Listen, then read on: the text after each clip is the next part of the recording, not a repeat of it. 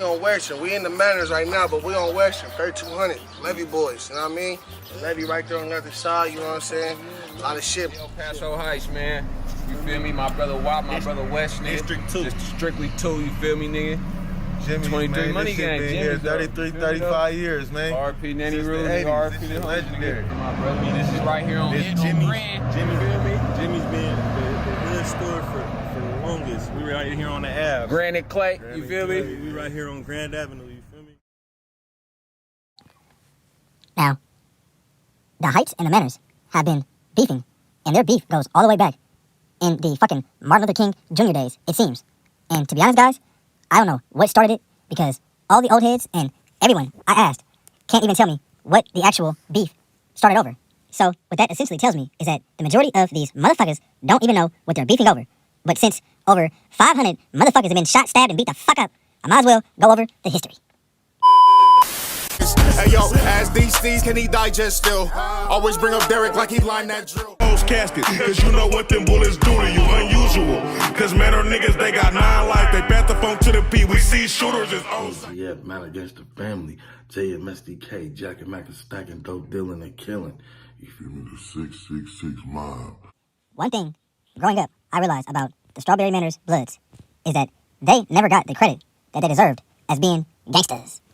For some reason, they always were deemed as this clique full of Where's Waldos, because nobody ever sees from the Manor members, and no one ever hears from the Manor members. But one thing about the Manor members is that they will definitely turn you into a pack, and you cannot take that away from them. The Heights members definitely know and see the Manor members, and usually when they do, it's too fucking late. Now, I can do a video on the incidences that occurred in the fucking 70s, and the 80s, and the 90s, and all that shit, but how fun would that be right now? Right now, I'm focusing on the beef of the later years of this whole death and destruction situation. Now, as I mentioned before in my Hoods video I did a long time ago, the Manors is pretty much one way in and one way out, and it's a fucking death zone, because if you don't know your way in there, you pretty much will get lost if you're getting chased, and that happened to a lot of Manor members and a lot of Del Paso members trying to get the fuck out of there. And the majority of the Manor community, they are exactly what they are, is a community, and they're all family and they're tight-knit, and they're sectioned off inside the Manors through a series of courts, and they're called Players Court, Scammers Court, and ECT. Give me the 666 mob. Now, when this video dropped around 2012, this was the Young YL's members, and this pretty much shook the city, especially their little beef situation. And in this video is Money Mees and a person named Kills. Yeah, I'm high on the Xannies, forgot who I hit. Now, Kills got shot the fuck up right after this video was dropped, and he got shot on his face and all kind of brutal fucking shit, and he survived. And the person who said to have did that shit was Sergio Harris, that passed away in the downtown shooting earlier this year in April.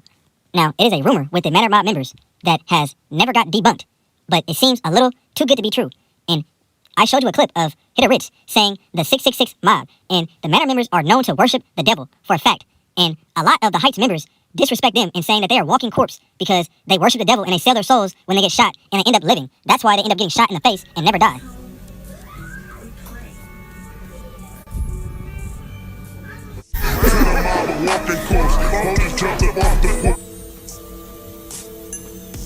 Come on, y'all, he's showing that dick. What else you want to show off? Now, just like the Mozzie and Lavish D beef, Oak Park was always beefing with the South in G Parkway, but it took certain people dying for it to really get blown out of proportion. And the Heights and the Manors, like I said, has always beefed, but it didn't take until Mark 38. His real name was Perel Waters, and he got killed in the Heights, and that's when the beef really blew up. 3800 Elm Street, man. You see it, nigga. The block is here, man. We out here, B. Man, what's going on, man? All this shooting and shit, man. These suck ass niggas hating on us, man, because we out here doing the B, man. These niggas hating on us. Now, if you pay attention to the answer that Mark gave when he asked what's up with all the shooting, all he can pretty much say is they're hating on us. That beef wasn't always that dire. Now, Mark was known as someone who gets money, and he had the car with the big rims and all the girls and the popularity and the love in the hood. And he got killed by some Manor members, and he was standing in front of a car just like this, and they were outside chilling and, talking. And out the blue, some Manor members came and pulled up and started shooting at Mark and the crowd he was in. And Mark fell and died at a certain tree that was in the Heights, and that is known as the Tree. And people go there on Mark Day to celebrate his day. Now, his real name was Perel Waters, And before he died, it was no Royals World Shotty, none of that shit. They were just rude business, 2-3, all that shit, bloods. But then when he died, that's when they made a Royals World.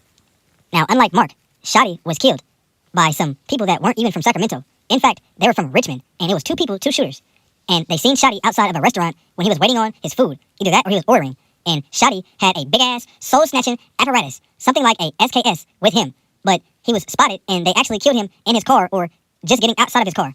And that's when they added the Shotty at the end of Royals World. So, to make it clear, Shotty was killed by someone who wasn't from Sac.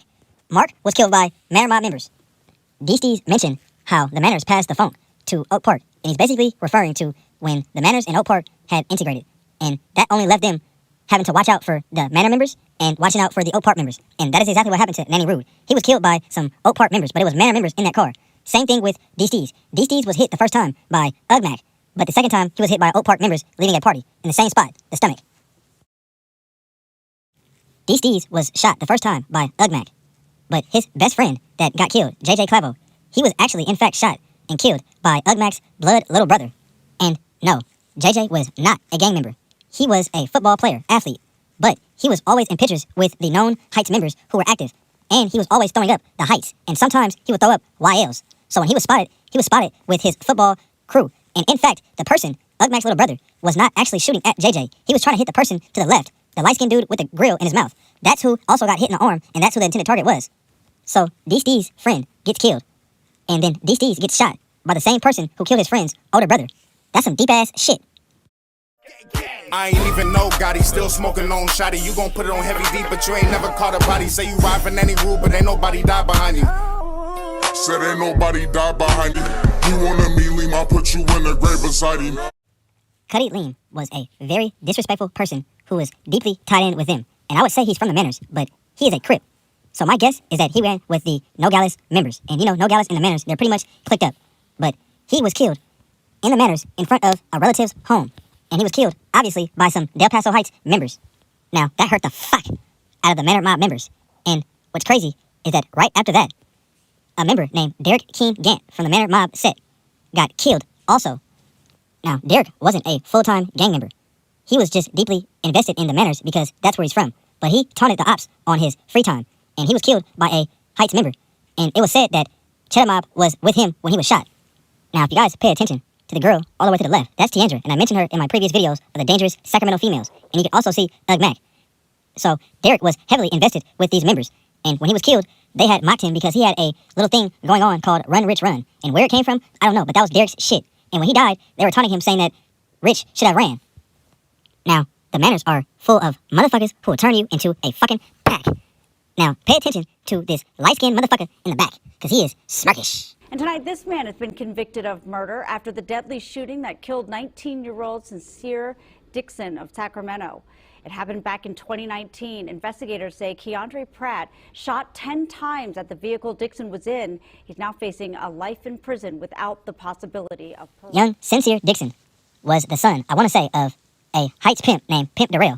And Pimp Darrell had about 20 fucking kids, literally, all in the Heights with the same damn last name, Dixon. And young Sincere did not gangbang at all. He just had, you know, his family from the Heights that was active. But he was a football player. And he, in fact, was in Texas or some shit like that for a football situation. I don't know if it was a scholarship or college, but he was only back to visit. And he was hanging with his friends, and then that's when he came across this motherfucker.